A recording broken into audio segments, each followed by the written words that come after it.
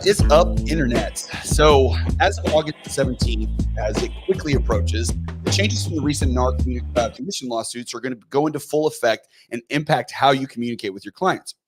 This means you have to have this means that you have about 2.5 months to solidify your value proposition as a listing or buyer agent if you haven't already done so.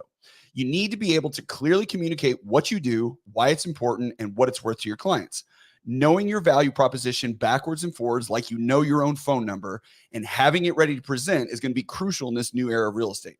Well, today we are here to help you put it all together. You're listening to the Texas Real Estate and Finance Podcast, and I'm your host, Mike Mills, a North Texas mortgage banker with Geneva Financial. Can't talk today for some reason. I don't know what the heck's going on. So on today's episode, we're talking about all things value proposition, specifically as it relates to your listing presentations. Now, if you've been selling real estate for any amount of time, then there aren't going to be any, earth-shattering revelations here. But what we are focusing on is how you explain and present this to your clients. Remember, we all know how important you are to the transaction and that you earn every penny of what you make. But what's the best way to communicate this, and how should you present it to your sellers for the best results? But before we get rolling here, if you find today's episode helpful, then share it with your network. We're all facing these new challenges together, and if you think our show can help someone you know, then send it their way.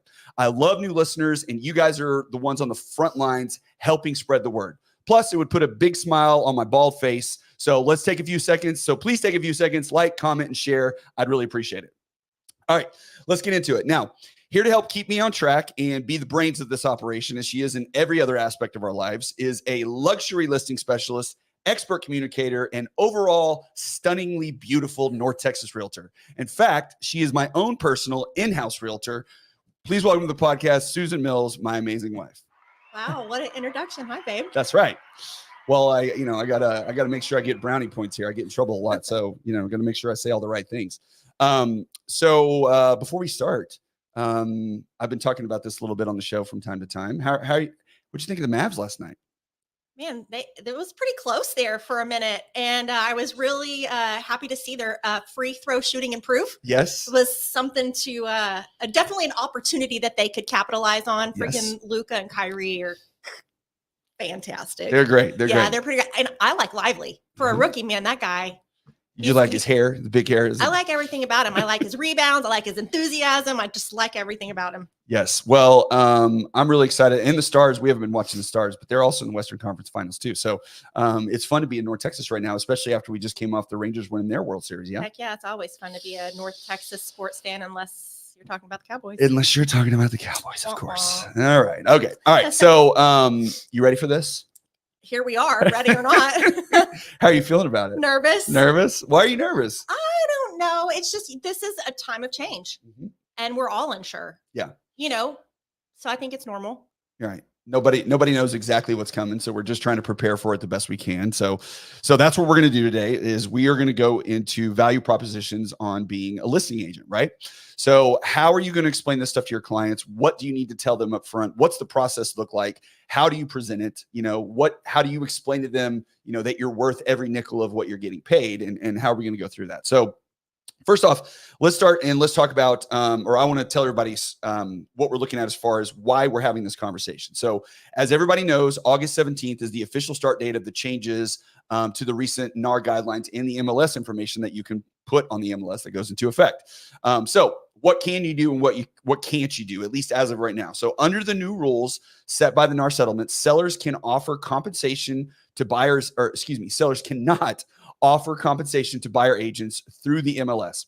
However, this does not prevent sellers from agreeing to pay a buyer's agent commission outside the MLS if both parties negotiate and agree on such arrangements. So can you give us a few specifics as to what exactly we're expecting here, dear? Yeah. So unfortunately, sellers can no longer list the compensation through the MLS. So in previous times, you would be able to see what the seller was going to be paying the buyer's agent.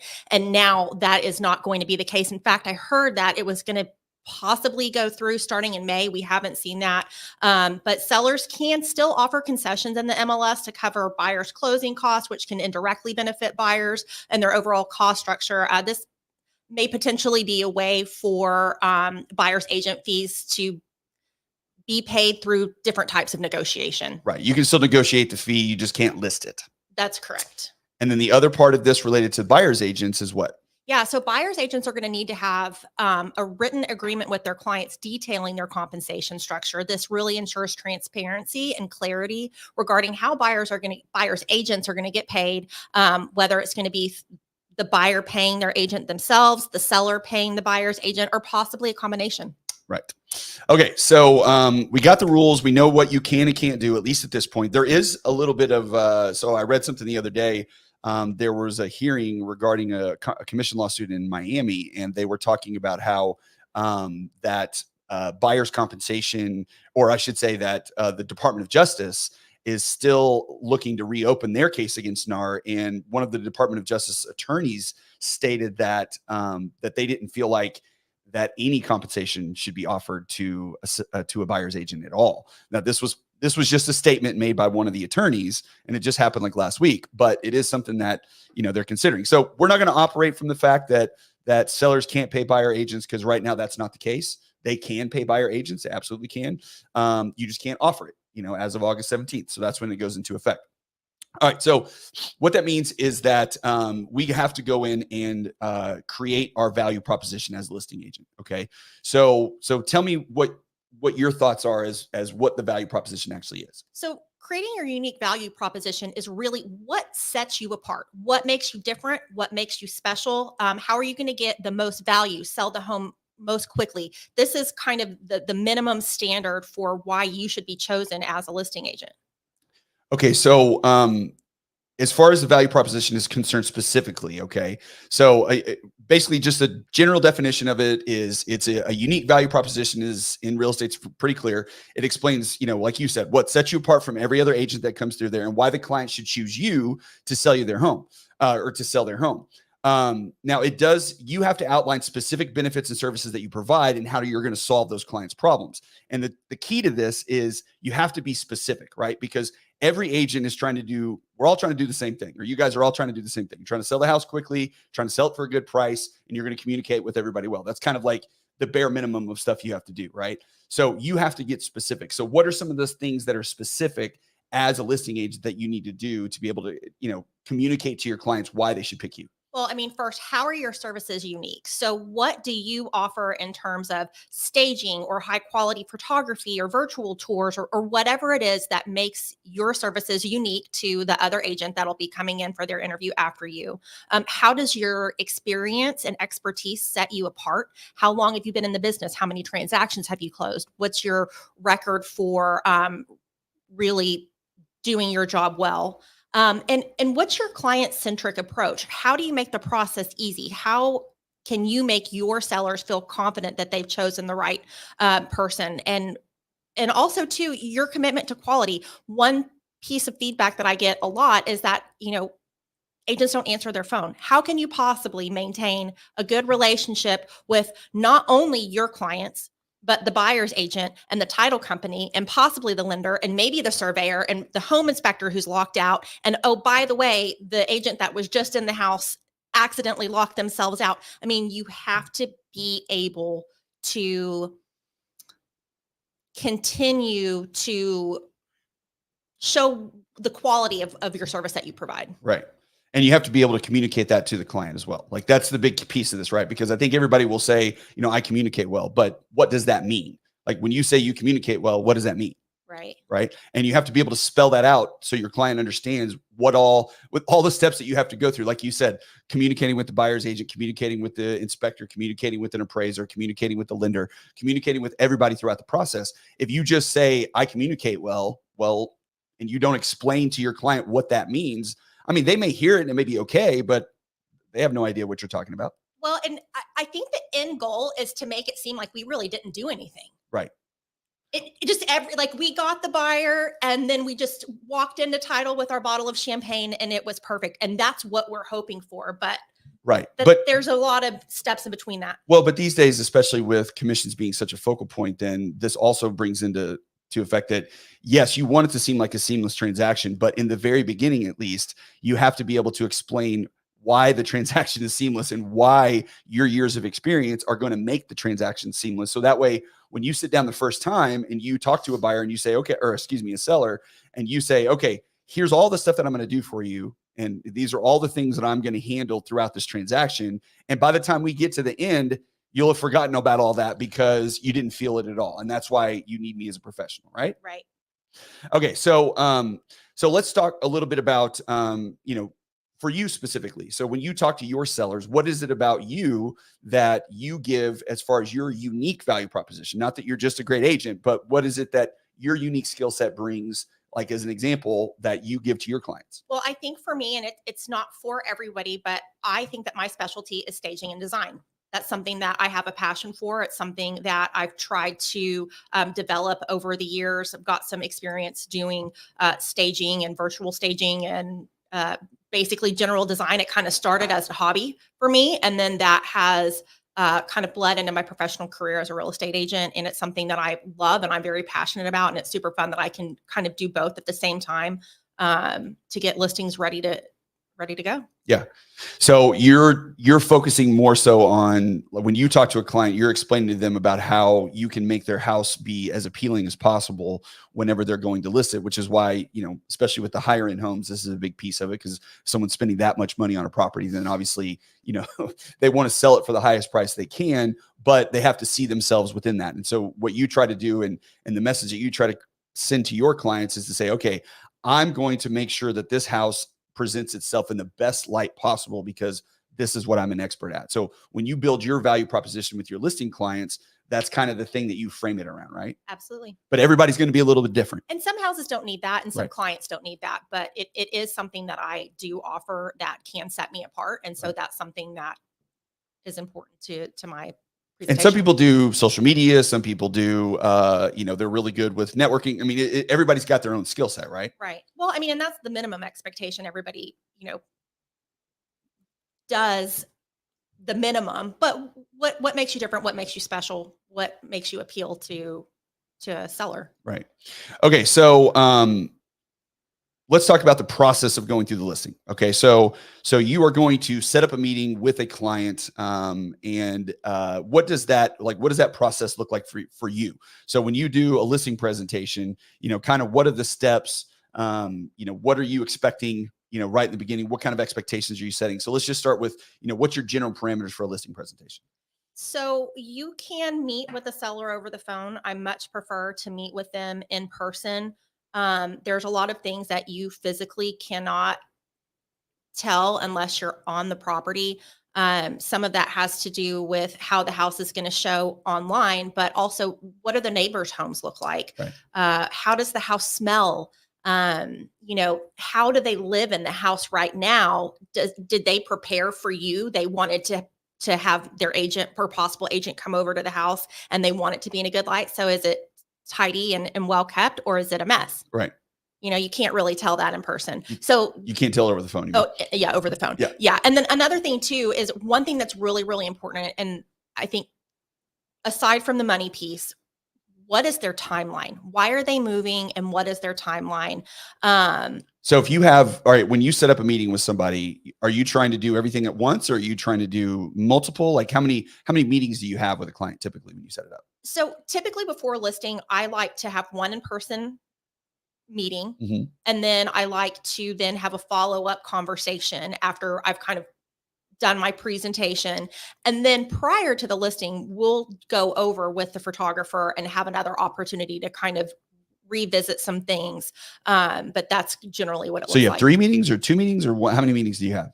One in person. So let's say I call you and I'm like, hey, Uh-huh. Susan, I want to list my house. How does that go? Well, you call me and say that you want to list your house. Mm-hmm. And then I say, first of all, why are you moving? And when are you moving? Mm-hmm. And can we get together? Right.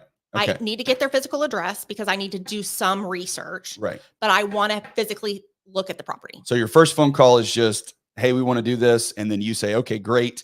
What's your timeline? So then you can set a meeting and then you try to physically go to the property. Yeah. And, usually for me, it's a little bit more organic than that. I like 99% of my business is business by referral. Oh, my cousin is selling their house. Right. Oh, her. She was at Billy's baseball game or whatever. So a lot of times I already kind of know who I'm talking to. So Right. it really is just getting the general information, scheduling a meeting, and then, doing a little preparation prior to meeting in person. Gotcha. Okay. So then you're meeting with them for the first time to kind of go through some basic stuff to get some data, right? So what kind of information are you looking for in that very first conversation or that very first meeting? Yeah, I mean, I need to know, obviously, like I said, why are they moving? What's their timeline? What kind of features do they have in the home that I may not be able to see that would possibly set them apart? Whether that's something great like a full in-home generator or a new roof, or something bad that's not ideal that I need to be prepared for. Just kind of tell me a little bit about the home. Why is it special? Any problems that you kind of foresee being an issue? And what's your expectation of value for the house, so I can kind of have an idea of a ballpark. And usually they'll say, oh, a couple of weeks ago, we had a new listing come up in the neighborhood, it's listed for X amount of dollars. So they kind of have a general idea of worth. It's kind of rare that somebody's like, oh man, I have no idea what the house is worth. Right. And then just kind of getting some general backstory so that I can be prepared to walk in the door for that initial in-person meeting. So as far as when you're talking about the condition of the home, and you said something about, you want to know what's wrong with it. So, I mean, you're obviously not going to phrase it that way, but why do you need to know the bad side of what's happening there? Well, like with the property itself? Yeah, sure. Well, that's obviously going to affect the price. Right. So, if there's something of significance that isn't right with the home, we need to be really clear and upfront about that. We need to be able to strategize around that. Right. And then this relates to like seller's disclosures and making sure that everybody's covered, so there's no issues if somebody buys the house and there was something that something that was undisclosed, basically. Sure. Or, for example, sometimes it has nothing to do with the home, but there is a neighborhood here in where we live that the homeowners association is having a really hard time because a lot of the infrastructure that was done is now not holding up. Mm-hmm. And so that does not sound great to a potential buyer coming in, that the curbs are falling apart. They're having to reframe any house that has like a stone exterior. They're having to reframe the archways and put these like temporary stabilizers up. Oh, wow. I mean, it's of significance, and it's not good. And I couldn't price that house properly without knowing that. Right. Without being aware of the issues with it. For sure. Is there anything else about finding out what they think the price of the house should be that kind of helps you for your second meeting when you come in? Yeah. I mean, you want to meet or exceed expectations always. Right. You want to be straight and upfront and clear, but our goal is to meet or exceed expectations. So knowing what their expectation is certainly helpful. Right. Well, because then you'll be able to set the price according. Well, you'll know that if you come in well below what they think the price is, that you're going to have to, how you're going to have that conversation, right? Because it's not exactly, if somebody thinks their house is worth $1 million and it's only worth 800,000, in your opinion as an agent looking at the comps, that's a different conversation than if someone thinks that their house is worth $1 million and it's worth $950 or $999, right? Sure. Yeah. So it's a totally different conversation that you're going to have with somebody, and knowing that up front and making sure that you have all that information is going to help you when you have your second meeting. And when you go through, actually, okay, the first meeting is really, here's what I can do, or here's what I need to know, right? Here's what I'm trying to find out about you, about the property. You're trying to get a gauge on how to communicate with that person, right? What kind of communication standards they deal with, what their personality's like. Are they, very engaged and have a lot of opinions, or are they dry? And you're going to have to lead the conversation a little bit. So all of that comes into play in that first meeting of trying to get an idea of who this person is, what their house is like, what it looks like, what are the problems I'm going to have, what are the benefits of this property. Okay, now I can take all of that information and I can go back and put together my presentation, right? Absolutely. And that first meeting is going to be incredibly important, because that's when you get all of the data that you need in order to come back the second time and go through exactly what it is that you're going to do as the agent to help them sell their home, and what value associates to that. Okay. So, all right. So we've had our first meeting. We've gone through, we've talked to the client. We've looked at their property. We found out all the good and bad stuff. Now it's time for our second conversation with them. Now, I think, some agents will do this over the phone. Some people will do this in person. It all just depends. I think that in person, as much as possible, is probably going to give you, you need to be in person at least once, like you said, because you have to see the house.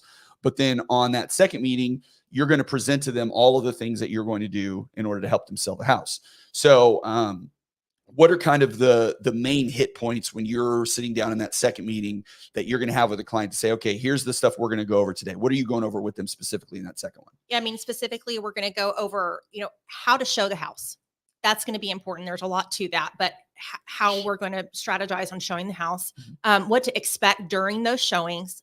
How do I plan on marketing the home, and what's our pricing strategy? Okay. So, generally speaking, do you like to have something physical that they can have, or are you trying to do like a PowerPoint, or what do you think is the best route to go as far as like having stuff for them to either take with them or keep or whatever? I prefer to have a folder for them that has a lot of outlines, timelines, photographs, things like that, just so that they can have things to reference later, because we do this every day and we're accustomed to the process. But I think that sometimes, especially if somebody hasn't moved in a while, this is like drinking from a fire Right. hose. I mean, it's just a lot of information. So having them, and also too, let's remember this is, in the best of circumstances, this is still an emotional time for them. Yes. And so, they're maybe thinking about, oh my gosh, this really got real. Just all of a sudden, like yesterday, it was just an idea. And now this agent's in my kitchen, and now I'm not even listening to what she's saying. I'm just worried about where we're going to move or how we're going to find the next house, or whatever the circumstances. So I like to have all of that printed so they can reference it later. Well, and part of that's related to what you were talking about earlier with the timeline, right? Because if you understand why they're selling and what their timeline is, then you can gauge how this conversation needs to go. Because if they're like, oh, we're in no hurry, or, we're not exactly, we just want to see if we can get the price we want. Well, then it's a different conversation than if someone's like, I'm moving to Ohio in 60 days and we have to be there. So I got to get my home sold today. Right. And do I need the cash to buy the next house? Right. Right. Okay. So let's talk about when you discuss with them, what makes, how we're going to show the house, like what the process, or I should say, what are you telling them that they need to do to make sure that this house shows well? And then we're presenting this in some sort of a document, I guess, so that way you can have this all lined out as you go through it as like a visual aid. So you're going through exactly what your expectation, or what their expectations should be when it comes to listing their house. Yeah, absolutely. I mean, there are some things that will certainly make the house show the best. One thing that's really interesting, as real estate has evolved, if you have a home inspection and something has come up a while ago, you used to just be able to tighten a bolt, or you used to be able to have your brother-in-law, who was a carpenter on the side, do a deck repair or something like that. And times have really changed. The contract was updated about specifics on the skilled type of laborers that can be in the house and what kind of appropriate licensings they need. And so one thing that I like to share with my clients is that if there's little things that that you can do yourself, and I'm not talking, don't get out over your skis and do something that you're not qualified to. I mean, if your light fixture is blinking and you're not an electrician, don't mess with that. But what I'm saying is that if there are small repairs that you can make that you feel qualified for, go ahead and do that. All the little things that have been annoying you about your house that you just haven't gotten around to, I promise you it's going to annoy the inspector as well. And what you don't want is you don't want the home inspection to come out and be so completely overwhelmed, have the buyer be so completely overwhelmed by little things that you could have taken care of. So one thing I like to say is, if you can do it, go ahead and do it. It's going to save you a heck of a lot of money instead of paying, a master plumber $100 an hour to tighten the bolt on the toilet seat. Right. Because that's literally what you'll be doing. You can't turn that wrench once the house is under contract. Do you ever kind of walk through and like with the client when you're there and, look at anything like that and give them ideas? I love to. And I will stay with a client for as long as they want. And some are like, no, we're fine. Thanks for the information. And, whatever. And some are like, they want to show me like everything since 1981. And I'm totally fine with that. Right. That's great. It just totally depends. But that doing some of the small things is really important. And then attention to detail is really important, in my opinion. And, I am so fortunate to work with some really excellent photographers, and they can do some editing. But what you don't want to happen is you don't want to catfish your buyers. You don't want them to look at this beautiful house online where the grass has been touched up and the lighting has all been enhanced, and then they get to your home and they're disappointed. Right. Because that's an inconvenience for my precious sellers as well, because they've gotten the house ready to show, and then a buyer walks in, opens the door, tells their agent they're out of there. So we're talking about meeting the expectations so it shows just as well in person. And some of those things are, making sure that the light bulbs are the same color, making sure that the lawn is well maintained throughout the entire process of listing to close. Doing things like power washing or adding mulch is a great thing. Just little things that you can do to really make sure that a buyer Adding knows. mulch? The flower beds. Oh, okay. Yeah. Not mulch in the living room? No. Just keeping the yard maintained, adding fresh mulch, and Come on, a little closer to that mic. There you go. things like that. So, yeah. And then one thing you just have to be careful with, in my opinion, is just to make sure that you're not overwhelming somebody. You don't want to come in and make their house feel like it's being picked apart, but just giving people a general idea of ways that their house can show better once people are actually in the door. Okay. So, it's hard when you're telling someone how to fix their home or make it look better. So how do you navigate that conversation when you're talking to somebody about, like taking their pictures down, or, the fact that they have cats or dogs in the house and it makes it smell like, what do you like? How do you do that? That is sometimes sensitive. Uh-huh. A lot of times people are pretty self-aware. They're Right. like, hey, we know that we need a fresh coat of paint. We just haven't really gotten around to it. We weren't motivated to do that. Or, sometimes they don't. I do ask them, I'm like, are there any issues that you're aware of that you had planned on addressing before I got here? And sometimes they're like, oh yeah, I'm sorry, we didn't have time to do this. This is on our list. We'll have it accomplished prior to listing. And that kind of takes the heat off of an agent having to tell them that there are opportunities to have their house show in a better light. A lot of times too, though, people just don't think about it. And so I ask, when you're looking at homes online or you're looking at homes in a magazine, it's just clean and like serene looking. Right. You're not distracted. So I encourage them to take away anything that's distracting, particularly in the photo. So any personal items that would look like somebody lives there, I know people live there, but we don't want it to look like that, Right. unfortunately. Right. And I don't mean, it doesn't need to be down to the salt and pepper shakers, but I'm encouraging them to do a lot of declutter because they're going to have to pack it anyway. Right. If they're motivated to sell and I'm already here, go and get, 5 or 10 totes from the Home Depot and start packing away those things that are precious to you that you don't want to get broken, and things that are cluttering the house to make the photography look not at its best. Do you think that, when you're going through this, like, if you're going to present, so we're talking about the listing presentation in general, because again, this is all about creating your value, right? So we're trying to explain. So part of you explaining this to your buyers is to help them understand, hey, look, this is going to help your house sell quicker. This is going to put explain to your sellers. I mean, this is going to put buyers in the right mindset to look at the home and like, we could live here. We could see ourselves living here because I don't see Mr. and Mrs. Smith's wedding photo on the mantle, right? Because I want to see myself in this house and that's where I want to be. And so as a realtor, as a listing agent, when you're talking to your sellers, you have to not just tell them what they need to do, right? But you have to tell them why they need to do it, because this is what your years of being a realtor has shown you, right? This is what you've learned, correct? Yeah, absolutely. And that's something that I do and I enjoy to do. A lot of my clients don't need it, but some do need the help. And I will go over and just kind of help them to, I'm not going to be packing the boxes, Sure. but I will go over and just kind of we'll start making notes and mark down ways that what they can do, what they need to take down, and kind of help them prepare.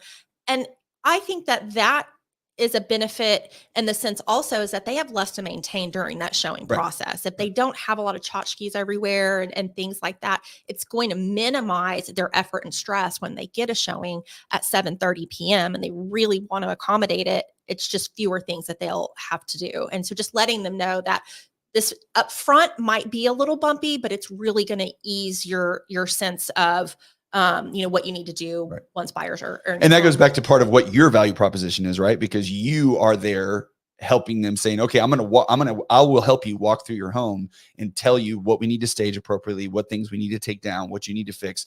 That's part of the value that I'm bringing to this for you, is I can show you all this stuff because I've sold hundreds of homes before. And I know what shows well, excuse me. And I know what buyers are looking for. And so that's what you do. Now, if you're somebody that say is a social media person and you're going to show their home well, then maybe what you're talking about is lighting in certain rooms so you can film, this particular bedroom or this particular kitchen. Or if you're really good at photography and you that's the biggest piece of you, and you have a drone and you do an aerial scope of the house, maybe you walk through and you show them, okay, here's where we're going to bring it through. We want to see the backyard, we want to see the front. I have a small one that can go through the house, not me, but if you're an agent and you have that can actually fly through the house, this again, you are showing what your expertise is during the second meeting. So you're saying, in your case, as Susan Mills listing agent, you're saying, I'm going to help you stage this thing so it looks immaculate. And here's all the things that you need to do. If I'm a social media value person, then I'm saying, okay, here's the things that I need to have in the house so I can film it properly, so I can demonstrate, to people online, the best look for it or whatever. Right. Yeah, absolutely. What about like anything? How do you feel about special things highlighting what is unique about the house? Yeah, absolutely. So when you're preparing for the showing, one thing that is important is that any special features that you have, a media room or a awesome sound system or specialty pool lights and fountains or a koi pond or whatever your house has to that whatever your house has that sets it apart, that's something that I do love to prepare my sellers. Like, please go ahead and have this turned on if you're able to. Now with technology, sometimes it's as easy as an app where they can turn their waterfall on from their office on their on their app. And sometimes it's a little more in depth than that. But if you've got awesome features, let's show it off during the showing. Right. Now, do you think that you should have a kind of like a checklist of all of these things that they need to do, before a showing shows up?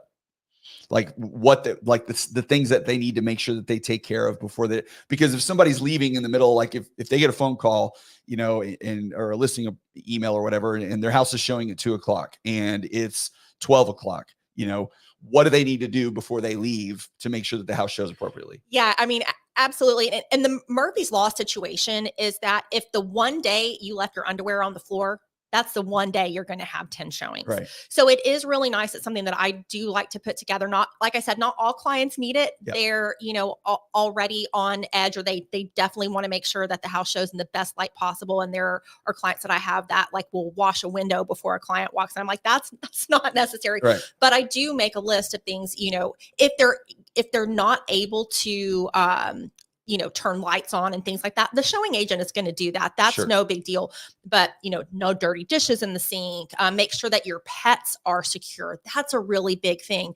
And my preference is that pets are gone. And the reason for that is the potential buyers that are in your home, they're going to want to see every livable square foot of that house. They're not going to want to not go into the backyard because your dog is in the back. They're not going to not want to go into the garage because, all the animals are in there. So I just think it's really important for them to be really prepared for those specific things. Aside from the beds being made and just the basic things, those are a couple of items that they need to be prepared to do. Is just make sure that the dishes are out of the sink before they leave for the day. Make sure that they have a plan for their pets. Make sure all the beds are made. So yeah, there is a checklist, and it kind of at discretion on if I give a seller that checklist, like, hey, dummy, make sure you do this. Yeah. Okay. So first step was what you need to do to have your house ready to go. Here's all the things this is during your second meeting, you've gone through and you've said, okay, here's all the stuff that we need to do to make sure that your house shows in the best light. And here's what I'm going to do to help you to make sure that it shows in the best light. Okay. So you've gone through that in detail with them. The second part of this is, okay, now the house is ready. Now we're going to start showing it. So what do you go through with them at that point to say, okay, now that we have the house ready, here's what you need to know as far as what happens when you actually have a showing. What do you walk through with them there?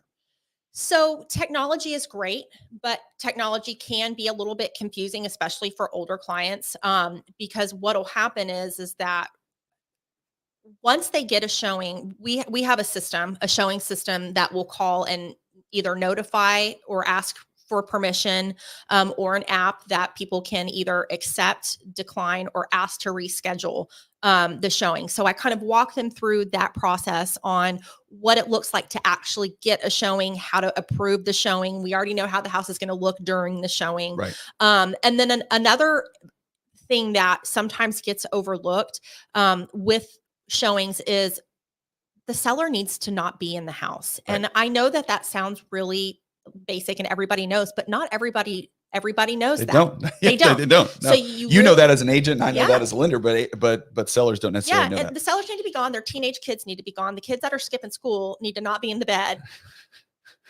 That has happened. Yeah. So, that's important. And also too, let's talk about a showing window, because what we're generally doing when buyers agents are out is we've got a list of sometimes 8 or 9 houses, and we're like, okay, we're trying to get from point A to point B. We're trying to unlock this one. This is an owner occupied, so we're trying to be really cognizant of their timeline. This house is vacant, and we're going through a lot of work and effort putting our showing cart together to make this really seamless for not only our clients as the buyers, but also the sellers. Right. Your showing window is a window. So if you get an appointment and it's from 10 to 11, they might come at 10:59. Right. And is that a little inconvenient? Absolutely. Was that their intention? Probably not. But they're trying to work through that. Now, if it's 11:15 and they haven't come, give me a call and say, hey, I saw on my Ring doorbell that the buyer's agent hasn't come, and I will communicate with the buyer's agent. They're like, oh my gosh, I'm so sorry. We're stuck in traffic. I couldn't find your phone number. Do you mind if we're a few minutes late? Or my client bailed. I forgot to call. I'm unfortunately an irresponsible agent. Sorry, your seller cleaned the whole house and yada, yada, Yes. yada. We're not Yes. showing up. Right.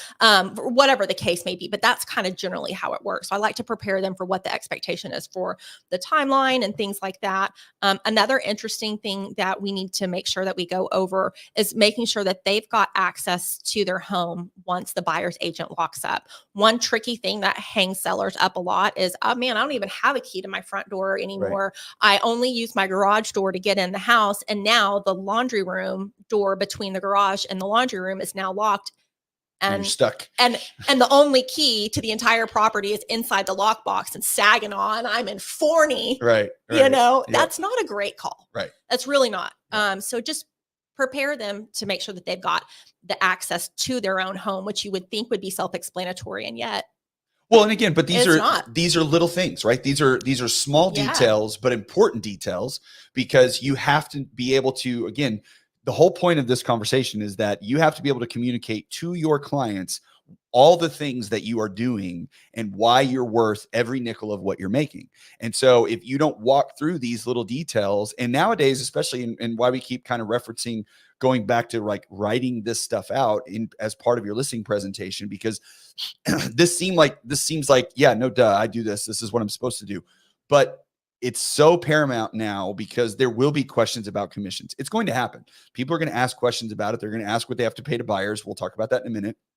But this stuff's going to come up. So when this stuff comes up, you have to have all of this presented in a manner that when a seller sits down and looks at the 20 or 30 pages of stuff that you've given them, or the 50 slide point, PowerPoint slide, and then they think for a second, oh, I could list this house on my own.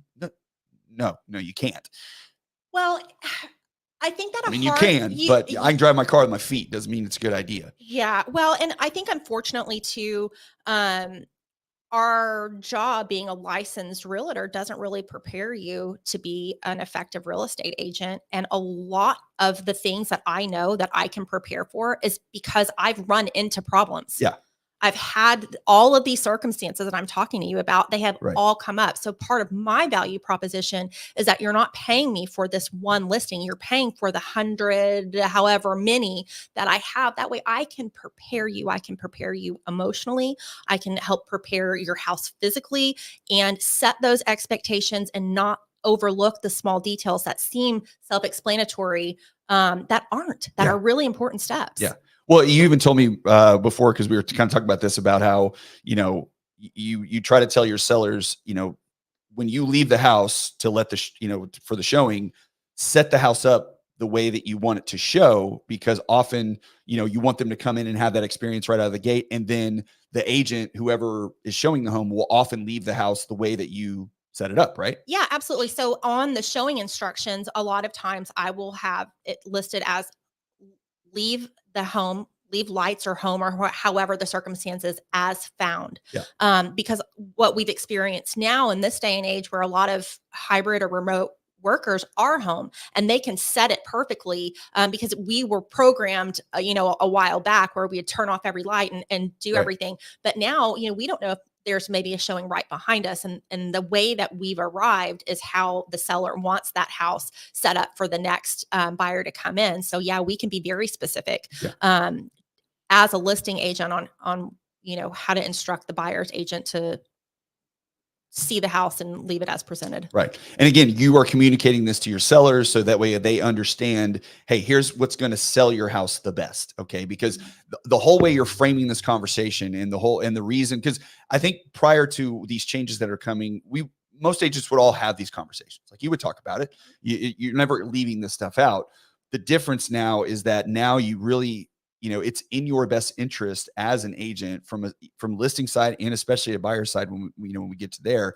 But from a listing side is to have all this very clearly defined, because this is part of you selling yourself. This is part of you explaining to them why this stuff is important, because you're telling them, hey, these are the things that you need to do to make sure that your house shows well. Here's why you need to do these things. And again, we're all getting to the place where the reason I'm asking you to do this stuff is because this is what's going to get you the most value, have the most buyers interested, and get you the best dollar for your house. And that's what my job is to make sure that happens. Right. All right. So now let's talk about, so we've said, okay, we've got, here's what the house needs to have to be ready to go. All the repairs and whatever you need to fix. Here's what you can expect during your showing. Okay. And what's going to go on there. All right. Now we get into the other piece of it, which is, okay, how as a listing agent, am I going to tell the world that your house is for sale? How am I going to market this property to make sure that you get the best bang for your dollar? So talk a little bit about that. Well, I mean, that's where your unique value proposition comes into play. Are you a drone person? Are you a social media person? Are you a networking person? What specifically can you do that's going to bring the value to the sale of the home? Now, of course, the must do is you've got to put it on the MLS, right? So that is a little bit confusing because there are opportunities for individuals to list their house on the internet. But where the MLS is a little different is that, it's an agent only tool. And we've got specific filters that can really get down to some very nitty gritty specifics. And in terms of bedrooms, pools, neighborhoods. A lot of those things. And then that in turn will push out to the third party sites. Right. Now, believe me, it is not a perfect system. It's gotten a little better on how the MLS is structured for particularly like full baths and half baths. 3-car garages sometimes get messed up. So what I'll do is after I put the listing in the MLS and it pushes off to the third party sites, I'll check the big ones. I'll go to realtor.com and Zillow and, Redfin and all of that to make sure that it's right. There even is like a back agent portal into Zillow that says, hey, I'm the listing agent on this specific property. This information didn't export properly out of the MLS. Can you please fix it, because we know, consumers don't have access to the MLS. So, things like that. And that's important, because if you're missing something, like if it didn't say that it was a 3-car garage, even though you put that in the listing and it didn't port over to Redfin or Zillow or homes.com or whatever the case may be, well, that's going to eliminate a certain amount of buyers that would otherwise look at your house because they're specifically looking for a 3-car garage, right? So again, part of your service as marketing your property is not only am I putting it on the MLS, which is a portal that only agents have access to. You have to be a licensed realtor in order to list a house on the MLS, but also I've got to make sure that all of the sites that consumers can access, that information is correct. So that's what I'm going to do for you. I'm going to put it on the MLS because I want to make sure that, realtors that can also access this, but I'm also going to make sure that all the other sites that someone can access, I can go on there and double check and make sure that it all ports over correctly. And if it doesn't, then I can go back in and get it fixed because I've done that before. Yeah, absolutely. I mean, that's something that's really important. And, like for me, I'm blessed because I have a really great broker who is very, very adamant on our expertise in the area. Like Right. what is your competency? And so I prefer to refer agents if I have a potential buyer or seller in a market that I am not competent. So for me, being a local market expert is something that I bring to the table that I hope that the other licensed agents are doing. So part of that is I live in Mansfield, so I'm a member of every mom's social group, every networking group, every media group, every Damn. buy sell trade, Mansfield, every Facefield, Mansfield moms. What Mansfield moms? Mansfield moms, all of those things. I'm friends with a lot of great agents. So like my social media, like I don't even need to be on a broker page because, all the great listings come through because I'm friends and have worked with some great agents in the area. And that kind of boots on the ground is not something that you can really replicate very easily. Right. So, being a true market expert, being really competent in where you're buying and selling is certainly something really And again, important. you have to explain this. You have to share this. You have to write this out. You have to tell you can't just say, I'm a market. I mean, you got to tell them why and how. Yeah. Yeah. Or how do you know about me? Yeah. Oh, because she's in this group or she volunteers with the PTA or she's booster club president or whatever it is. Right. And also too, oh, she's a genuinely good person. Right.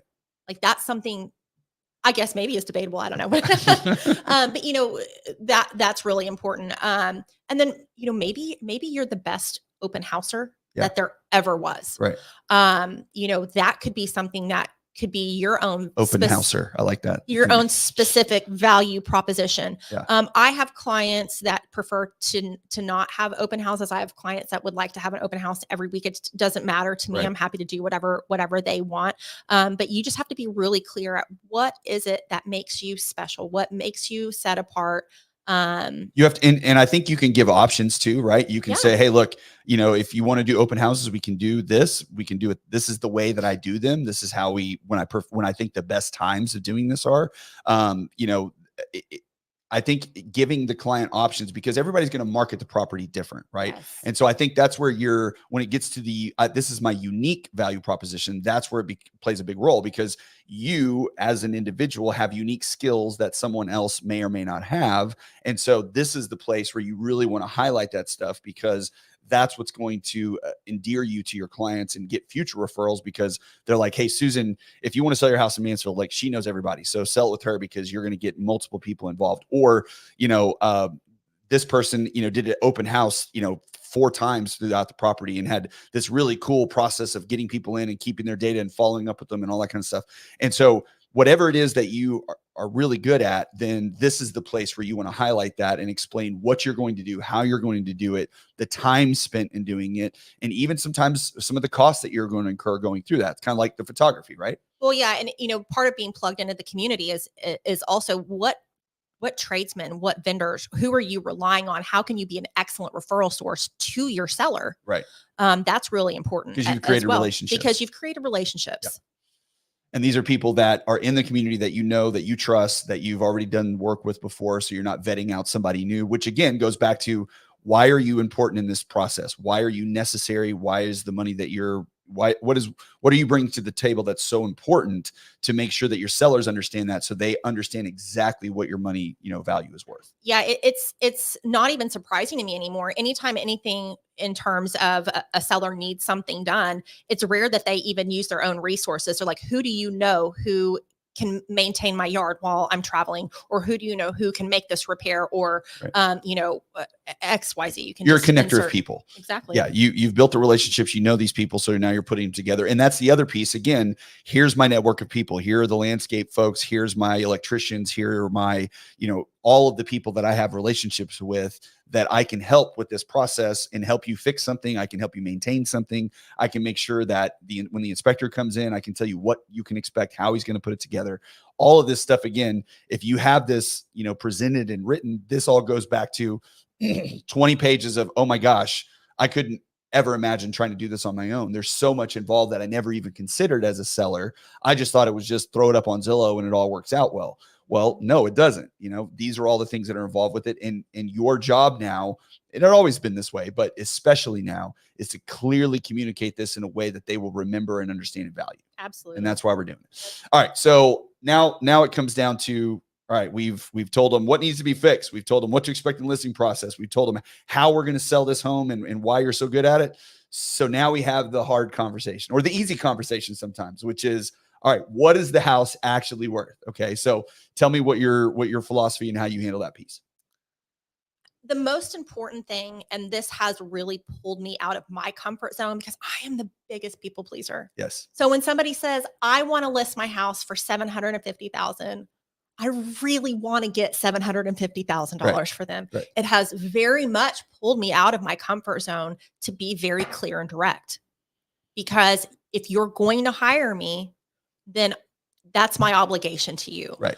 And so I personally like to give a range when I'm pricing a house. Okay. I like to give, well, A range, or like different ways to do it. well, I mean, it kind of depends. And a lot of it has to do with the price of the house. Right. So for me, typically I'll sell more expensive homes. Uh-huh. And so a range is better because when you're talking big numbers, Right. the span is different. Yeah. When you're talking $20,000 is a lot of money, but it's a whole lot of money on a $300,000 house. It's not that much money on $1 million home. right. So that's about perspective.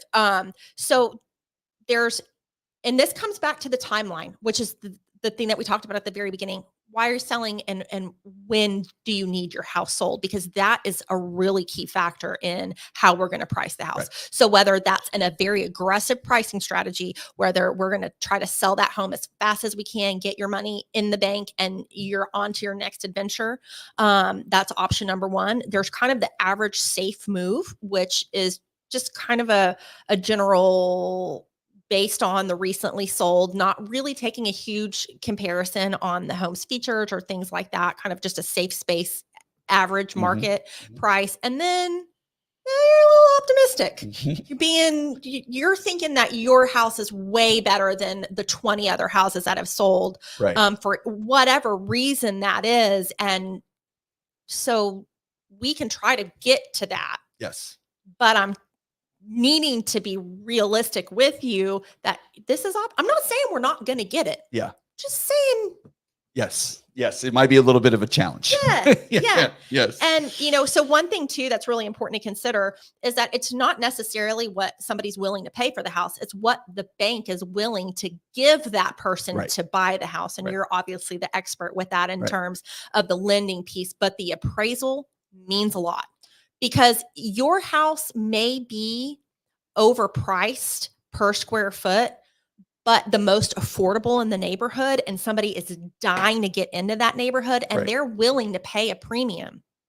And then 10 days before closing, you've accepted this great offer. Cool. But also there's an opportunity that the house is not going to appraise. Right. And what people don't understand is that what you're going to have in that circumstance is not only your down payment and your closing cost, but if the seller doesn't renegotiate the price, the difference between what the house appraised for and the contract price. Right. And that gets really stressful. Well, and this is part of explaining again your value, your brain, right? You're telling them, hey, look, I've been through this, okay. And I think a lot of sellers think, oh, well, if it doesn't appraise, they agreed to pay, $750, so they're paying $750. It's like, no, I mean, they can, and they certainly, that's an option, but they may not be able to. They may have never intended, because the difference, because realize the bank, and this again, you're telling this as a listing agent, the bank is only going to lend off what the appraised value is. They're not going to lend off of what the client offered to pay.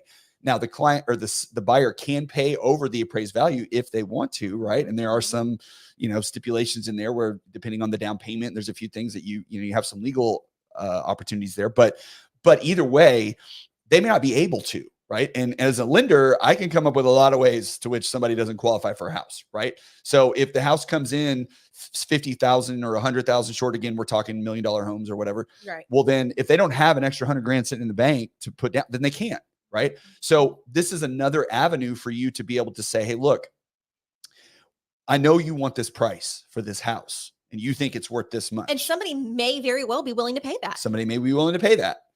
But we could also run into a hurdle because of appraisals, because based on what I've run, my comps, my CMA, everything that I've put together for you, this is where I think it's going to appraise. Okay. This is probably pretty close. And if we get this, maybe they could. And oh, by the way, you can tell them, hey, the appraiser gets the contract. When they go appraise the property, they have the contract in hand. They know exactly how much you're offering to pay for the house, right?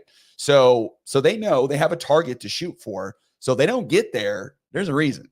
And you need to make your sellers aware of that fact, because that helps you in the negotiation of, okay, what do we want to list this house for? And, here's my 3 strategies, but this optimistic strategy, here are the hurdles we could run into for that. And you need to be aware of that, because I've had this happen before. This one time it was this, and this one time, this is when you want to give those stories and explanations and examples of what happened. Well, absolutely. And at the end of the day, I work for my seller. Yeah. I'll do within reason pretty much what they want in terms of the listing. Can I get that same? We'll talk about that later. But it's really important just to be really clear with expectations. And I've had clients that are like, you know what, it's fine. If I list it for this and I get a buyer and it doesn't appraise, then I understand what you're saying and we'll renegotiate. Right. And as long as you're okay with that and you're comfortable with that, I'm comfortable with that too. There have been circumstances where a house is so unique that there are features that I really don't know how an appraiser is going to view it. Yeah. There's not any comps. I mean, I'm digging around, going 10 miles from the subject property, or, just trying to do everything I can to be reasonable. I've had to put appraisal packets together so that I can have something already ready for an appraiser to come in. That's something that I am happy to do and would like to do, because it's in everybody's best interest for this house to appraise.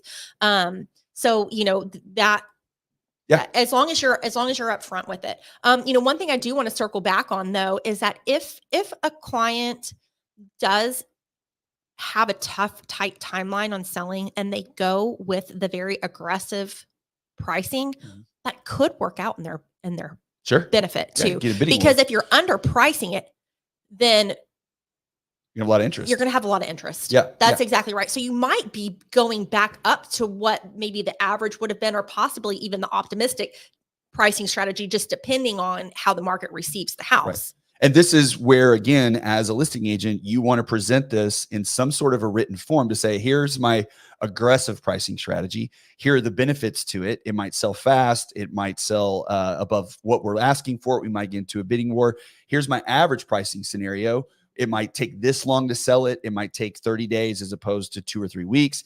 Here's my optimistic pricing point. It's going to take a certain buyer in a certain situation with all these certain, so it might take 3 to 6 months to sell the house in this. So giving, the pros and cons of each approach, giving the price of each approach, and then giving the timelines of each approach from your professional opinion is going to play a big role in demonstrating the value in your knowledge. And I think a great phrase I think to use often is, well, based on my experience and based on what I know about doing this, and based on my previous, knowledge of this, how this all plays, this is how I expect it to work out. Because it's like we've talked about before, when you hire a plumber to come fix your toilet and it takes him, 5 minutes to do it, right? And he charges you $350, you're like, ugh, but it would have taken me 3 days to do it and probably flooded the bathroom and did all this stuff along. So you're not paying him for his time.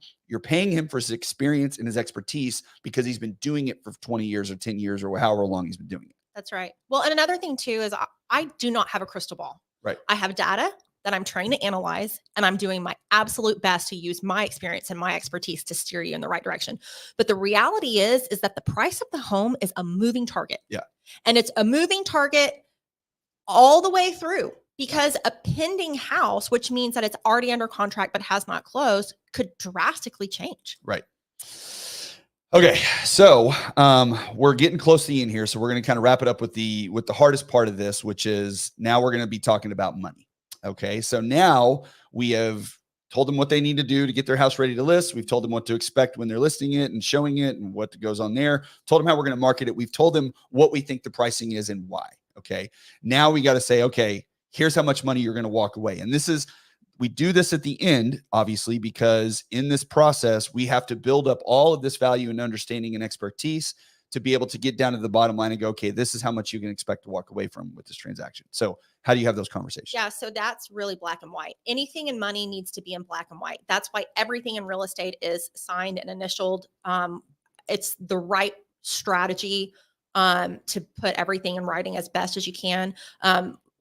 There's a preliminary seller net sheet that we put together that lists out as best as we know it at that time. I mean, a lot of this is a moving target, but as of right now, the buyer's agent commission, the listing agent's commission. Now the new rules are going to make that a little bit tricky. So how we go about doing that is, maybe going to change. But what prorated taxes are, and how we anticipate the transaction going. Right. Basic expenses of the transaction that are black and white. Right. So we put that in writing in a seller net sheet based on how we anticipate it going. And then, of course, once an offer comes in the door, then we can revise that based on that specific offer. And I would even suggest to go as far as doing a net sheet for each one of those scenarios: your aggressive pricing, your average pricing, your optimistic pricing. Now, obviously, the optimistic one is going to look great. But if you really want to go the extra mile, you can also say, okay, I know this optimistic one looks like you're walking away with an extra $50,000 than you would on my aggressive. That's true. But let's look at the holding costs on this, because if you're having to sit here for 6 months and wait versus moving now, if you're not in a hurry, if you want to stay and keep doing that, great, right? No problem. There isn't a lot of holding costs. But if you're in a hurry to get out of here and you've got to be somewhere where now you're paying rent over here, or you're paying, this house mortgage, now you've got 2 mortgages, now you're paying utilities in both spots. So yeah, the number looks bigger, but here's the holding costs, and here are the costs for doing that as well. And again, breaking that all down so it's very clear to the seller as to exactly, I like this optimistic pricing structure, but I understand the risks that come with that. So let's move, in this direction. Right. And you have to give them the choice to make that decision. All right. So with the pricing, you want to be very specific. You want to walk through it very clearly, give them all the expected costs on what you think is going to be there. Of course, everything's subject to change. There's variations and all this stuff depending on the price. Obviously, if you're doing a percentage-based commission, then your commission as the agent is going to fluctuate based on the price of the home, and you can explain that. If you decide you want to move to a flat fee, which there are some agents that are doing that, right, that'll be an easy conversation, because you say, this is what my flat cost is. If you decide, some people are talking about doing hourly, and we'll see where all this goes. Nobody knows. But if you decide to do that, this is the place where you want to go through that as well.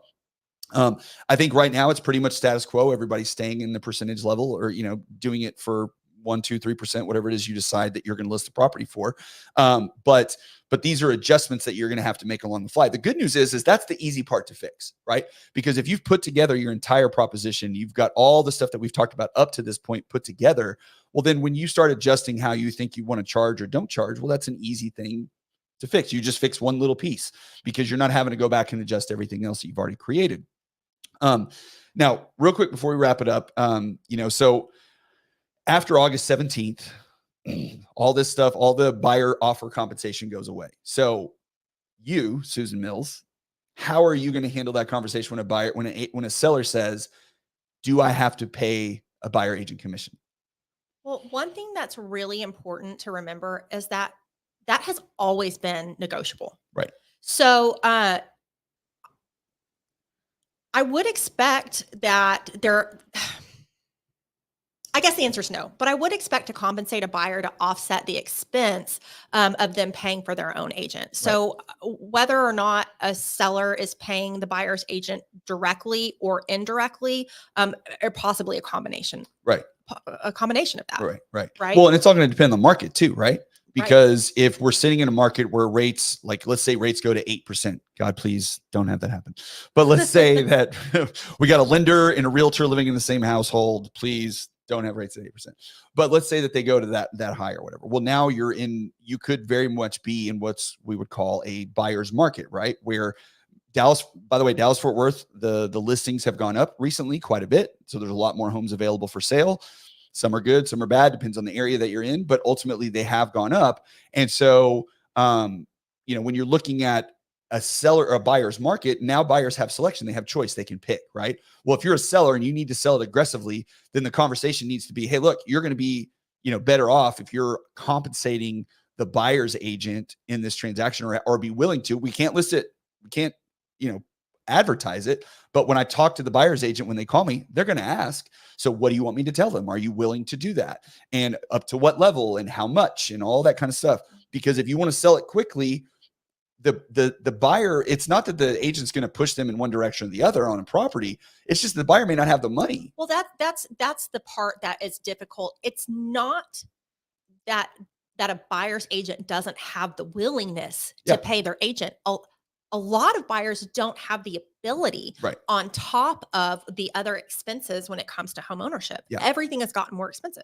The down payment, the closing costs, everything else is it's up. So but that's the conversation you have to have. Hey, seller, I'm going to get phone calls from buyers, agents, and they're going to ask about the property. They're also going to ask me your willingness to pay their commission. What do you want me to tell them? You can walk through the scenarios for them, but in a buyer's market, the more you're willing to do that, the more, opportunity for buyers you're going to get. Now, if the market changes and let's say rates go down to 5% in a year, well, now if we don't have more listings available than we have right now, then there's going to be properties in high demand, right? Then we're going to get to a place where you're going to have multiple buyers coming in wanting to offer on your home. So now as a seller, you can discern. Maybe I don't. That's part of it. Like you said, everything's negotiable at that point. So we were in a place where people weren't paying title policies and people were giving the amendments to guarantee over appraised value. That wasn't that long ago. If we get into that place again, then you can explain to your sellers, hey, look, in that circumstance, you don't have to if you don't want to. Right. And it's going to be up to the buyer's agent how they handle it. One thing to keep in mind too, in this whole thing is that with these new rules, as a buyer agent, you have to establish your commission prior to showing homes. So as part of this buyer's listing or this buyer's agreement, if you say, buyer, I'm going to get 1%, or I'm going to get a flat fee, or I'm going to get hourly, whatever it is. If the buyer, let's say in the example, the buyer's agent says, I'm getting 2% from however, the seller, from you, whoever. Okay. Well, if as a seller, your seller's willing to pay 3, it doesn't matter. The buyer still only gets 2. They can only get paid what's represented in their buyer's agreement, at least as far as I understand it right now.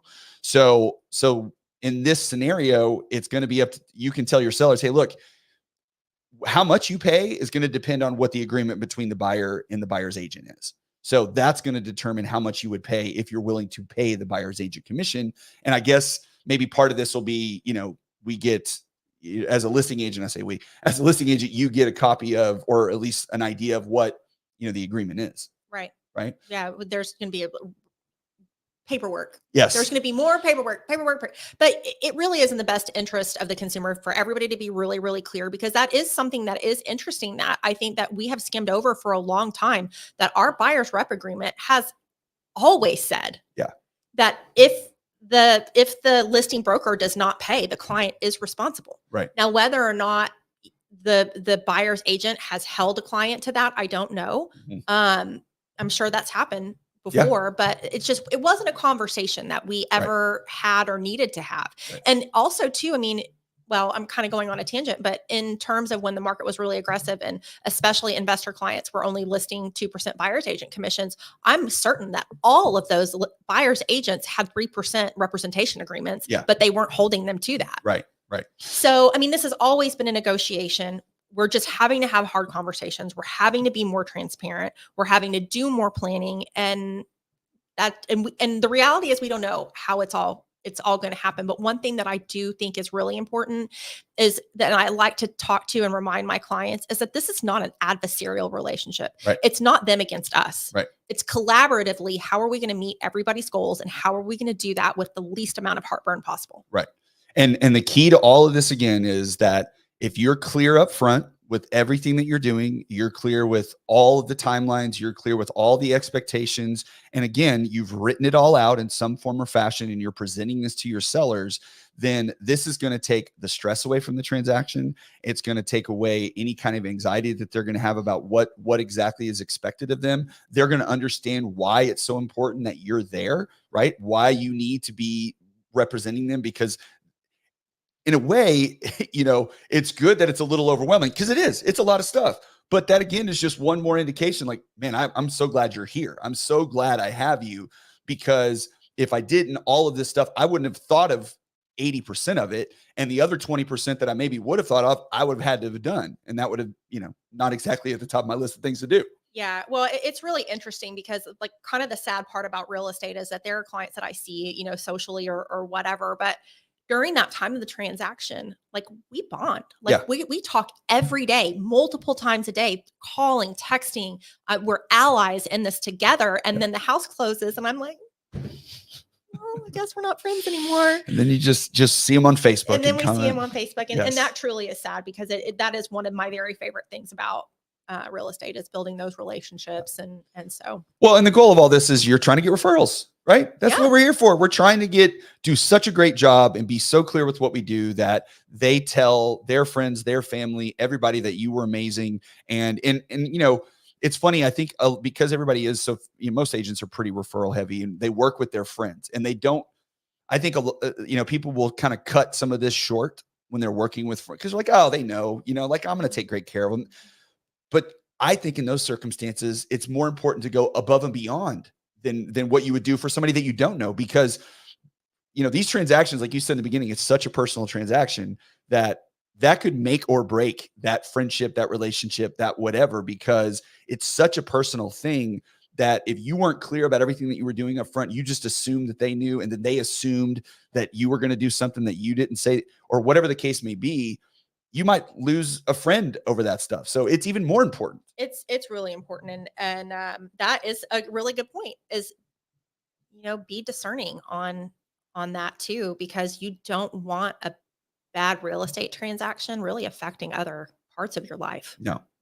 That's not fun. No. And to cover yourself and to make sure that you're, in the best situation with all of your clients in the future, this is the thing that you have to do. You have to go through, you have to put this together. You have to sit down, you have to think about it. Hopefully you can use this episode as a guide to kind of help you remember, oh yeah, I forgot I do that. Oh yeah. Because look, we all know what you do while you're going through the process, but you don't remember all of it in the moment through your conversations, right? It's like you're in your house and you know that you need milk. But if you don't write it on your grocery list and remind yourself when you're at the grocery store to get the milk, at least for me, you're going to forget, or you could forget.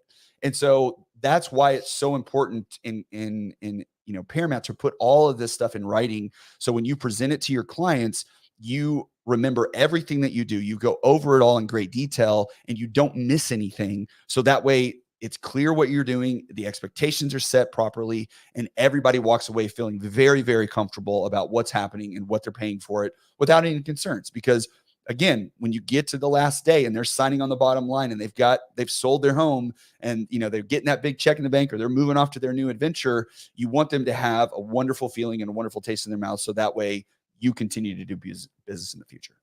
What it's about. That's right. All right, dear. Well, we're over our time a little bit, so I appreciate you coming and doing this with me. I know you weren't really excited about it, but I am excited. I was excited. It was fun, but that also did force me to kind of review my policies and procedures too, which is something that's evolving. We can't just sit on cruise control anymore. Yeah, we got to get out there and be professionals in this thing and present who we are to our clients, because that's how you're going to survive. Business is slower right now. It's it's been on the decline some, and we're moving into the summer, so it will pick up a little bit. We're getting more listings. There's going to be more traction. Rates have come down a little. They're moving around a little bit, but they're getting better. So once these things take place, it is going to be out there in the zeitgeist of culture, letting people know that, hey, agent commissions, they've always been negotiable, but now it's going to be out there and people are going to ask questions. Yep. And you have to have answers to those questions. Don't pretend it's not happening. It's here. It's here. It's happening. You got to be ready for it. So all right, guys. Well, thank you to everybody that stuck around with us. I know we didn't get, this was a technical one. We didn't get into the whatever the ins and outs of the Susan and Mike life, but maybe on another one. Who cares about that? That's right. Nobody cares. We're going to do this again in a few, a month or so. We're going to go into on the buyer side of things. So we're going to do a similar episode about how to do your proposition to a buyer prior to the August 17th date. So hope you get ready and tune in for that one. Otherwise, I hope everybody has a great week. School's out. For most places, we were out of school today, so now it's summer. That could be a good thing or a bad thing, depending on who's living in your home. But summertime is here, and everybody's excited. So everybody have a great summer. Would you like to say anything before we go, dear? She's full of words today. All right, guys. I appreciate everybody. We will see you back. I'll have my market update out on Tuesday. We'll be talking more about rates as always, market trends, and go into a few other topics. So hope you guys can tune in, and we'll see you then. Say bye, dear.